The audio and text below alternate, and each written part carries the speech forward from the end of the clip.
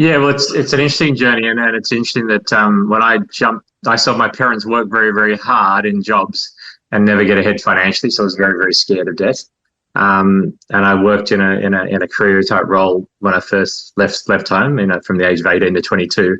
Saw my first boss have his first heart attack when he was 33, and I'm looking down the barrel going, this is not a pathway. And then I chased my roots, which was going back to Europe. My father was an immigrant, and then I was going to go for 6 months, and then I went for 4 years, saw the world, and but what I got from that trip was that sense of freedom. And a lot of it was freedom from responsibility as well, just that freedom to explore. But the other observation was I went to so many of those countries where in our judgment from the West, we look at them and go, they've got nothing. But my experience was that I saw them and they were much more connected with family, much more connected with the earth, much more connected with food, and far happier. And when I came back from overseas, I was like, well, what's the next pathway? So then I went and studied, didn't do well at school, but by the time I went and studied business, I did exceptionally well as an older student and wanted to do it. But then I still got to the end of that and go, wow, do I want to be a lawyer or an accountant, a marketer, a purchaser, what for the rest of my life? There was still no freedom. And then I didn't bother about getting the extra year and saved a lot of money. And by that time I met my wife, and it was like, we saved 100 grand just from our jobs. Let's go and leave and escape. And we're going to travel around Australia with a 4-wheel drive. And she came home one night and with some information to go to a presentation with a guy who was talking about investing, and it was how to buy property with no money. So automatically I thought it was a scam. But I thought what got me as well, if we could buy a property and do our travels and come back and have a house, we'd come back to something. Otherwise, I'd go and just run away from the system and escape and come back to nothing and have to start all over again. And the difference in my brain is I wouldn't call myself an entrepreneur. I'm not particularly detailed, but I do see systems and processes. And when I got into this presentation, like I was finding everything that would go wrong. No one worked for the company for very long. They started late. They didn't like the guy's voice. I was so fearful, but still enough to go along. And anyway, once I started listening to it, I go, wow, this all makes sense to me. It was some data and some cycles, and cycles are always in life. As we know, if you're a gardener and relationships and business, they're all cycles. And then I started learning about finance, and it made sense to me. So I said to my wife, I need to go and learn this stuff, because this opens up a pathway I couldn't see, that maybe if we can build a few assets, then we're going to have some options a bit later in life. And that started the journey. And it was really self-empowerment. I hadn't spent money of that type. I spent $5,000 20 years ago. It was a bit of cash, and just to learn, but I didn't see how I could go forward if I didn't learn, because I didn't have trust in business or corporations. I didn't have friends that knew it. I didn't have family that know it. And then I spent the money and learned enough information to be dangerous, but got some good results, got a few assets, didn't use the money, kept our capital. And then I thought, well, let's just sit down and focus on this and see if we can set ourselves up. And that's what we did. And laterally learned how that worked. And then I started showing other people how to do it. So I've always been education based. I've never sold property. I've never been a broker. I've never been a financial planner by choice. But I understand those areas. But what I've worked on is just teaching people the skills. But what was hilarious, even though I was coaching around property, finance, and those things, money, invariably I spend all my time to people talking about life, about self-awareness, about family, about spiritual things, and just sitting down. And then I was like, well, why can't we just build a plan to, like, going on holidays or a trip? You're a traveler, I'm a traveler. We're here today and we know what we want down here, but there's a process, and I could see the process. And that's all I've been really sharing and turning it into something that was a bit more not about property, not about money, not about finance. They're just vehicles. It's about creating the life you want, whatever that is. And unfortunately, a job doesn't provide outcomes. Most businesses, you work harder than a job, and 95% of them don't last. And even properties, most people only ever buy one and two, and they never ever set it up in a way they can have life choices. So it was always about personal freedom, and that was the capacity. By setting up the assets, we had to use some principles around finance and leverage, because we weren't born with a silver spoon. Housing Commission and an Indigenous background with my wife from New Zealand, so we didn't start with money, but we knew how to work hard, and then we were able to set that up after getting a bit more knowledge.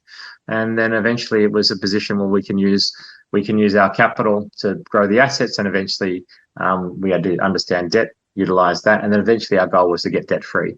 So most of the properties we bought along the way, we sold, and that helped us buy our land for our community. And then it helped us get our house paid off debt free. And I knew that was, well, if I get a house paid off debt free, then it's like I get my time back. I only have to work 3 days because I don't have to pay for a mortgage. So we rented literally for 20 years, and then we used in good locations. So we still had a quality of life, traveled internationally, but because we rented, we had more income because we rented a lot less than having the mortgage, because I was scared of having a home and a 30-year mortgage. But when you own investment properties, you literally had someone else paying for them. You provide a solution for them, and also over time, depending on what you do, you could grow your position. So ultimately, that's what we did: build our position, then sell down to create assets, and then we've opened them up to community with our land and given ourselves more time. So the big thing that's kind of come full circle for me after being kind of in that kind of career path, then more corporate journey, and then more business journey, and then being in community for the last 7 years, is just this observation of how many people there is working in the accumulation phase that are struggling in relationships, struggling in health, emotionally, financially stressed, and don't know where to look because they're in the system and don't realize there's opportunities outside.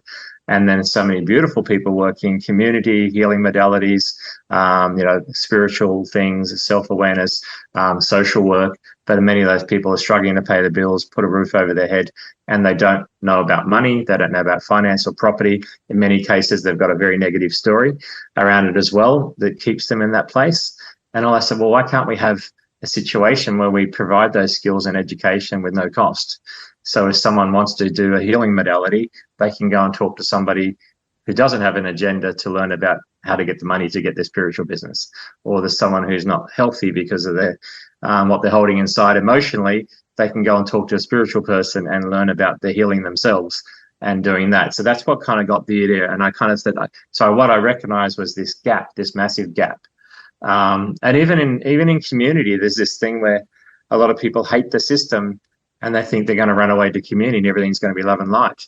But then they bring all their stuff with them, and then they don't have any money, and there's stress, and it becomes a big mess. So we used human design to understand each other a bit more with our profiles. We used the method of Ken Sarning, which was circular communication, to communicate in a more heart-centered way. And we've got deeply aligned values as well. But we've all got very different roles. So my vision now is how can we share that knowledge to support the greater good, but also what's become more clear, I was thinking of that more as a wisdom bank.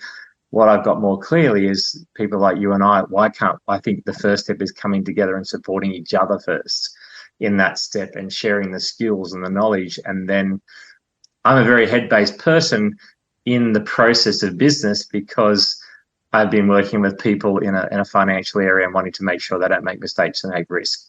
But now I've just been following my intuition and going, well, I can see there's an opportunity there. I'm doing my best to follow that in a more feminine way and be more intuitive. So I just started sharing the mission and journey, which is what I shared with you. And it seems to have had a real resonance with a lot of people. So now I'm not a networker, but I do very much like talking to people and understanding where they're coming from. And then I go, well, Tony's over here and she does this, and there's this person over here. So it's more connection and linking people together.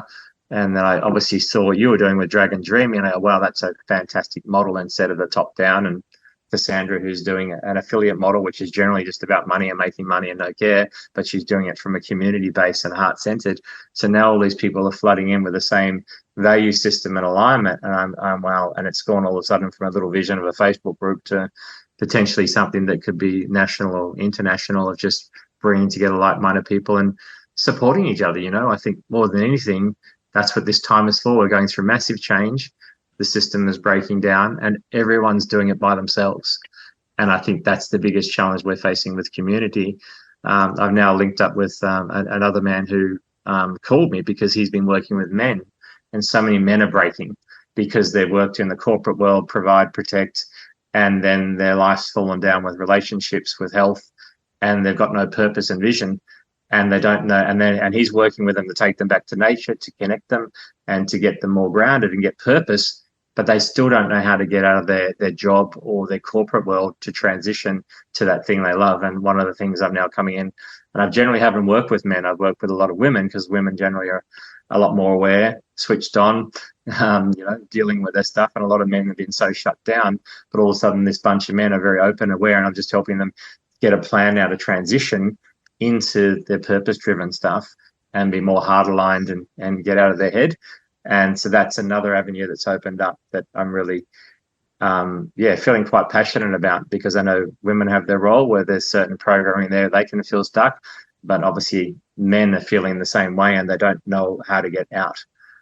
So that's another avenue that's opened up. So it's flowering at another whole level. There's solutions around energy as well. I mean, there's just so much that's bubbling up that we can do together and move into a flow, and it doesn't have to be limited locally. I mean, I think having a fallback locally is great if we could have our local community doing that, but so many people seem to be still, the model is great, it's comfortable, it's convenient, it's easy, and doing something when they're so tired and stressed and overwhelmed, there's almost like a lot of people they've got to wait for it to break before they'll do anything different.